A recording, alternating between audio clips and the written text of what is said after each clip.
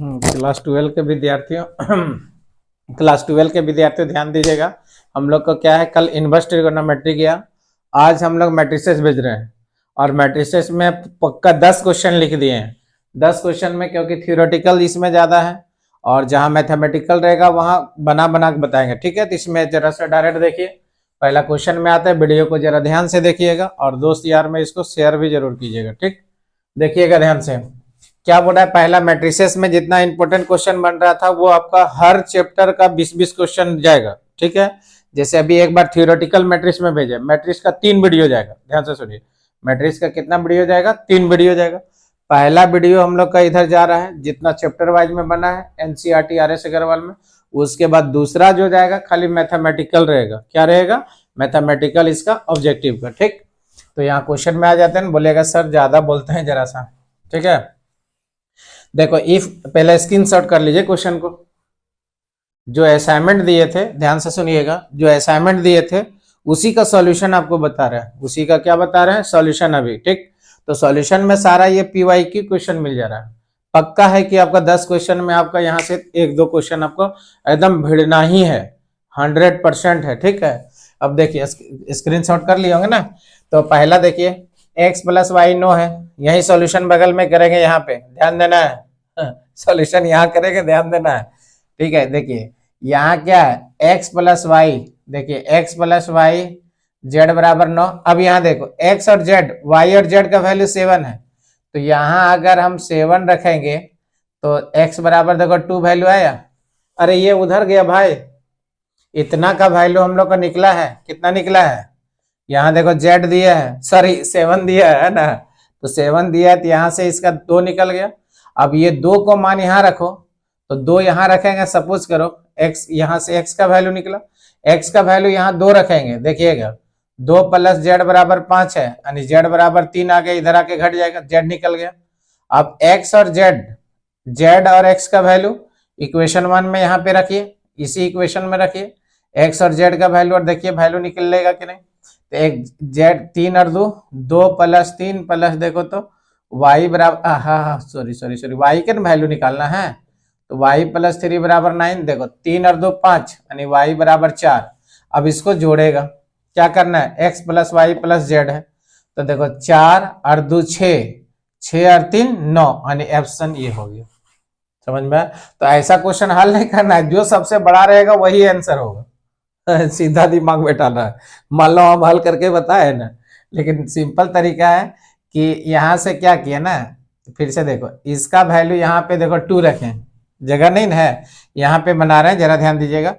जैसे x + 7 बराबर 9 है ना, तो x बराबर देखो 7 - 9 होगा। x का मान 2 निकल गया, घेरा में देखिएगा 2 निकल गया, कोई दिक्कत है? अब निकालना है z का वैल्यू। अगर z का मान यहाँ रख दिए तो सपोज करो, तो z बराबर कितना निकल गया? 3 निकल गया। गलती कहीं का, यहाँ से निकालेंगे, देखो तो 2 + z बराबर 5, इधर गया तो z बराबर 3 निकला। तो यहाँ से देखिए 3 और 2 5, तो यही निकल गया। ठीक है, अब यहाँ 5 को रखेंगे, 4 निकलेगा, और 5 4 9, यानी ऑप्शन नंबर ये होगा। ठीक है, तो यहाँ वीडियो को जरा ध्यान से देखिएगा और इसको बनाइएगा, मिटा दे रहे हैं। ठीक, अगला देखिए, matrices A and B, invertible matrix. तो इन्वर्टिबल मैट्रिक्स होने के लिए क्या चाहिए? ए बी बराबर बी ए बराबर आई चाहिए, आइडेंटिटी मैट्रिक्स होता है। ठीक है, तो आइडेंटिटी मैट्रिक्स होता है, तो ऑप्शन इसका क्या होगा? डी होगा। समझ में आ गया? अब देखिए इसको ट्रांसपोज मैट्रिक्स निकालना है, रो को कॉलम में करना है, तो देखो इसको यही सॉल्यूशन कर रहे हैं। इसको सिंपल रहने दिए, 5 है, y है, x है, 0 है। जरा ध्यान दीजिएगा, यहाँ जितना रो है सूतल वगैरह खड़ा कर देना है, ये सूतल वगैरह खड़ा, यानी 5 हो जाएगा, x होगा, y होगा, 0 होगा। अब 5 x बराबर y, वैल्यू क्या पूछा है? a बराबर a का ट्रांसपोज किसे कहते हैं? क्या होगा? रो को interchanging row and columns is called transpose matrix. तो रो और कॉलम को ट्रांसपोज किए तो x बराबर y, यानी x बराबर y ऑप्शन देखिए कहाँ है, x बराबर y। समझ में? यहां से भी इक्वल करेंगे तो x बराबर y आ गया। समझ में आ गया? सबको क्लियर हो गया? ठीक है, आगे देखिएगा। अरे बाबू इसको रो में है ना, कॉलम में किए रे? अरे भाई ऐसे 5 है, y है, x है, 0 है। अब जो रो में है उसको किस में कर दे रहा? कॉलम में कर दे रहा है। y और देखो 0 होगा तो x बराबर कितना हो गया, x बराबर y हो गया। इक्वालिटी ऑफ मैट्रिसेस, अंदर का चीज वो बराबर होना चाहिए, ऑर्डर भी बराबर होना चाहिए, ठीक है। तो यहां से निकल गया। अब ये ऑप्शन नंबर इसका ए हो गया। अब यहाँ क्या लिखे, 4a स्क्वायर मैट्रिक्स, 4a क्या है, स्क्वायर मैट्रिक्स। तो स्क्वायर मैट्रिसेस होने के लिए क्या होगा, equal number of row and equal number of column is called square matrix हो गया, ठीक है। अब स्क्वायर होने के लिए स्क्वायर मैट्रिक्स क्या है, ए है, ए स्क्वायर माइनस ए प्लस आई बराबर 0। तो 0 है तो ए इनवर्स किसके बराबर आएगा, ये इनवर्स किसके बराबर आएगा। तो ए इनवर्स निकालने के लिए इसको आई से, देखिए यहीं बगल में लिख रहे, ध्यान दीजिएगा। जैसे ए स्क्वायर है ना, ए है प्लस आई बराबर 0 है इनवर्स से इसको मल्टीप्लाई करना है, इनवर्स से इसको मल्टीप्लाई। तो सिंपल करते ये उधर चल गया, ये माइनस में उधर गया प्लस, ये प्लस में उधर गया तो माइनस। तो ए स्क्वायर बराबर ए माइनस देखो आई हुआ। अब इनवर्स से इसको मल्टीप्लाई करो, ए इनवर्स ए हो गया, ए स्क्वायर हो गया, ए इनवर्स इंटू ए हो गया, माइनस देखो ए इनवर्स हो गया। तो ये किसके बराबर में होगा, आई माइनस ए के बराबर में होगा। आई माइनस किसके बराबर में होगा, ए के में होगा, ठीक है। तो आई माइनस ए माइनस आई के बराबर में होगा, ए माइनस आई, ये दोनों में कंफ्यूजन है, थोड़ा बना के देख लीजिएगा। कैसे बनाइएगा वो ध्यान दीजिए, ये उधर जाएगा यानी ए स्क्वायर बराबर ऐसे निकालिए, ए माइनस देखो आई हुआ, इनवर्स से मल्टीप्लाई कर दीजिए, ठीक है। तो इनवर्स से मल्टीप्लाई करेंगे तो यहां से क्या होगा, देखो ए इनवर्स इंटू देखो ए बचेगा, ठीक है, ए इनवर्स इंटू ए बचेगा, एक ये बचेगा। अब यहाँ देखो आई हो गया माइनस ए इनवर्स हो गया, तो आई माइनस ए के बराबर होगा, यानी that is question number C A, इसका परफेक्ट आंसर होगा। कौन होगा, सी होगा, ठीक है। अब देखो इसको 3 से मल्टीप्लाई करो, 3 हो गया, 3 दूनी 6, सॉरी 3 दूनी 6, 3 3 9, 6 18। पहला ऑप्शन नहीं होगा, दूसरा ऑप्शन नहीं होगा, कौन सा ऑप्शन होगा, तीसरा ऑप्शन होगा। कौन सा ऑप्शन होगा, तीसरा ऑप्शन। 3 से डायरेक्ट मल्टीप्लाई किए हैं, 3 होगा, 6 होगा, 9 होगा, अरे 12 हो जाएगा, ठीक। अब यहाँ देखो ट्रांसपोज मैट्रिक्स के प्रॉपर्टी याद रखना, प्रॉपर्टी ट्रांसपोज का भी आगे बताएंगे। ए बी का होल ट्रांसपोज क्या होता है, बी का ट्रांसपोज और ए का ट्रांसपोज, ए का डबल ट्रांसपोज ये आ जाएगा। तो यहाँ ए प्लस बी का ट्रांसपोज है तो गारंटी है ये होगा, ठीक है। ए का ट्रांसपोज प्लस बी का ट्रांसपोज होगा, ठीक है। अब यहाँ देखो इक्वालिटी ऑफ मैट्रिसेस, यहाँ कोई दिक्कत है किसी को, यहाँ दिक्कत है, अरे यहाँ में कुछ नहीं यार, इसको ए से मल्टीप्लाई, अभी हम बोर्ड मिटा के इसका कैलकुलेशन अभी इसको स्टार मार दे रहे हैं, अभी इसको तुरंत बता रहे हैं वीडियो में, ठीक है, घबराइए नहीं, पूरा प्रूफ करके बता रहे हैं, इधर में कोई दिक्कत नहीं है, ठीक है। तो आगे भी बता रहे हैं इसको।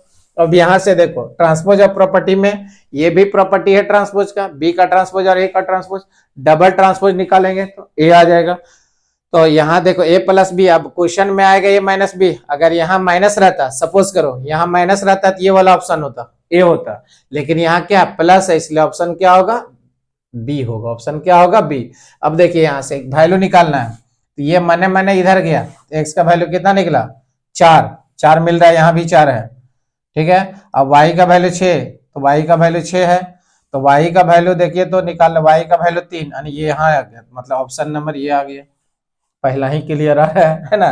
देखो डायरेक्ट नहीं कर दिए, ये नहीं घटाया जाएगा, बराबर इक्वालिटी ऑफ मैट्रिसेस से किए, ये उधर गया तो माइनस में हुआ, माइनस में होगा 4 निकला, और 4 दूनी 8, तो ये 4 यहाँ भी आ रहा है, 6 के बराबर है, y बराबर, यहाँ वैल्यू किसका बोला है, x और y का। हो सकता है वहां एग्जाम में x प्लस वाई कर देगा, क्या कर देगा, x प्लस वाई कर देगा, तो x प्लस, ये ऑप्शन हो गया। अब ए बी विदा क्या है, देखो A and B the symmetric matrix, A B दा क्या होगा, ए एंड बी सिमेट्रिक होने के लिए कंडीशन क्या है, ए का ट्रांसपोज बराबर है, याद कीजिए सिमेट्रिक में ए का ट्रांसपोज क्या होना चाहिए, ए होना चाहिए, या तो इसी का हम लोग सिमेट्रिक में 1/2 देखो ए प्लस ए का ट्रांसपोज निकालते हैं, याद आया। और स्क्यू सिमेट्रिक में क्या है, बीच में माइनस होता है, बीच में क्या होता है, स्क्यू सॉरी, तो यहां से कौन सा मैट्रिक्स होगा कि ए बी माइनस बी ए, कौन सा मैट्रिक्स होगा, स्क्यू सिमेट्रिक। कौन सा मैट्रिक्स होगा, स्क्यू सिमेट्रिक। अब यहाँ देखिए क्या बोल रहा है, ये स्क्वायर मैट्रिक्स है, स्क्वायर मैट्रिक्स में क्या होता है, नंबर ऑफ रो बराबर नंबर ऑफ कॉलम, तो ये गारंटी है ऑप्शन नंबर सी हो जाएगा। ऑप्शन कितना होगा, सी होगा। अब अगला देखिए 10वां नंबर क्या बोल रहा है, the number of all possible matrices order 3/3, order 3/3 कितना एंट्री कर रहे हैं, 0 से 1, 0 से 1, तो कितना होगा, टोटल नंबर कितना है, 2 है, तो 0 से 1 मतलब 2 का पावर 9, मतलब यहाँ क्या है 2 का पावर 9, 2 का 9 पावर मतलब क्या होगा 512 होगा। समझ में आया? फिर से एक बार देख लीजिए यहाँ शुरू से।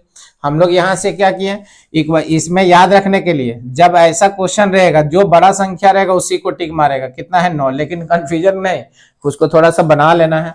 अब ए बी विधा क्या, इन्वर्टिबल मैट्रिक्स। इन्वर्टिबल मैट्रिक्स होने के लिए क्या होना चाहिए, of each other, A B बराबर बी ए बराबर आई होगा। ठीक, अब यहाँ इक्वल रो में कर दिए तो एक्स बराबर वाई होगा, एक्स बराबर कितना होगा, वाई आएगा।